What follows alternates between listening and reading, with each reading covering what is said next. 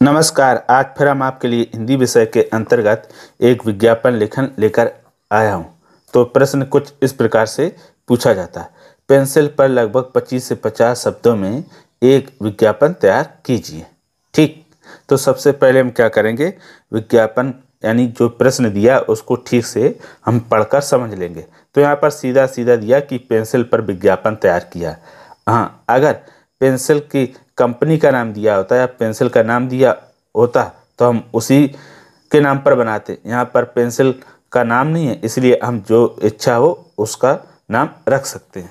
ठीक है, तो सबसे पहले क्या करेंगे, हम उत्तर लिख देंगे और उत्तर में लिख देंगे पेंसिल पर विज्ञापन लेखन।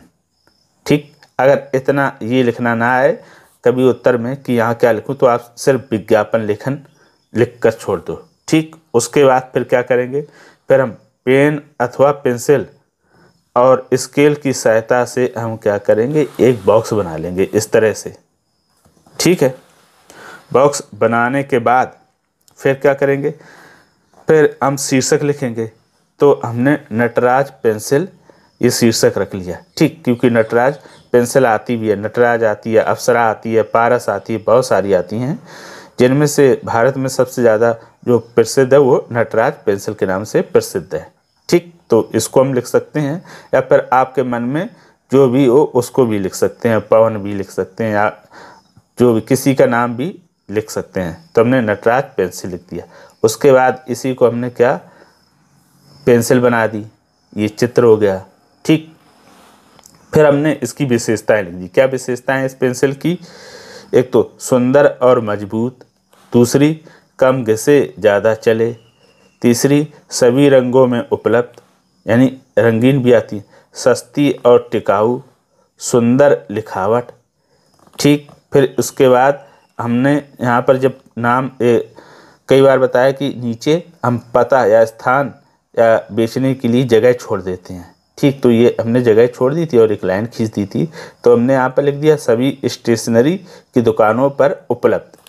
ठीक, इतना ये लिख दिया। आप चाहे तो नटराज पेंसिल की कंपनी का नाम भी लिख सकते हैं, दो में से कोई भी लिख सकते। फिर एक हमने अलग से दूसरा चित्र बना दिया। एक तो ये पहला ये वाला चित्र था और दूसरा ये, स्केल की सहायता से खींचो और इनको दो को मिला दो, इधर ऐसे कर दो, ऐसी दो लाइनें स्केल से खींच दो और लिख दो नीचे इसके अंदर नटराज पेंसिल, और ये उसके ऊपर रबड़ होगी। तो ये देखो तुम्हारी पेंसिल का चित्र बन गया सिंपल सा।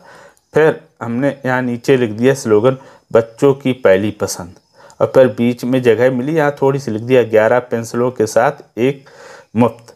ठीक, ऐसा भी लिख सकते हो, या फिर ऐसे लिख सकते हो कि 12 पेंसिलों के साथ एक इरेजर और शार्पनर मुफ्त। ठीक, यानी जैसा चाहो आप ऑफर लिख सकते हो। तो हमने एक पेंसिल वाला ऑफर लिख दिया। तो इस प्रकार ये क्या हो गया, हमारा विज्ञापन बनकर तैयार हो गया। अब ये दिखाई कैसा देता है इसको और देख लेते हैं, फिर और बाकी की बातें हम बाद में बताते हैं।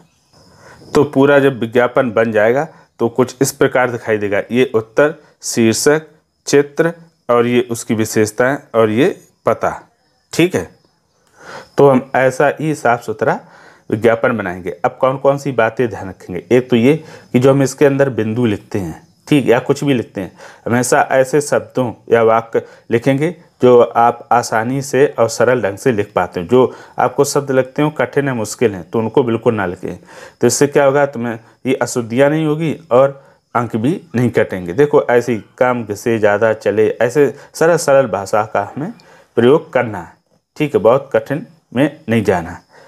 फिर और क्या करेंगे, हम इस विज्ञापन को देखकर 2 बार लिख लेंगे या बनाएंगे कॉपी में, रफ या फेयर में। फिर तीसरी बार बगैर देखकर बनाएंगे और फिर मिलान कर लेंगे, जो कमियां रह गई होंगी उसको हम सुधार लेंगे। तो इस प्रकार क्या होगा, आप बहुत ही कम समय में विज्ञापन बनाना सीख जाओगे।